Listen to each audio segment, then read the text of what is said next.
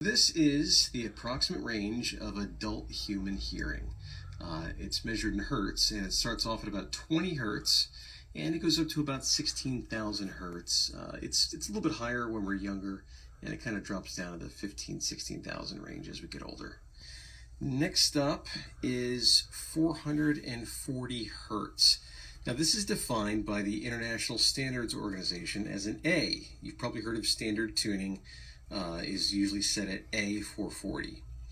Now the next thing is kind of a miracle, and it's that if you double the frequency, you will get the same pitch. You'll also get an A, but it's going to be higher, and we call this an octave. And the same thing happens if you cut 440 in half. It's also an A, but it's one octave lower.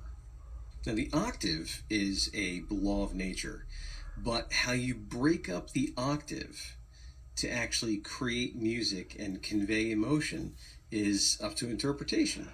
And this varies from culture to culture as you move across different languages and different time periods. Now let's zoom out and take a look at all of the A's that are within the range of human hearing. There's about 10 of them. And if you have any recurring nightmares of math class, you might recognize this as an exponential growth curve, right? Now it's easy enough to plot out all the octaves by either multiplying by 2 or dividing by 2, but how are you supposed to break up something that's on a curve like this? And obviously it's boring mathematics. So here's a magic number. It is 1.059463094. And if you take this magic number and you multiply it by 1, you'll get the same number. But if you multiply that product by itself again, you'll get a slightly larger number. Oh, isn't that interesting? You do that again, you get a slightly larger number.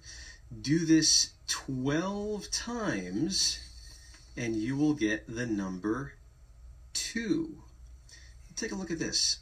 The difference between these products keeps getting a little bit larger each time. Isn't that interesting? Now, do you remember A440? Well, if we try that same trick, after 12 cycles, we'll end up with 880.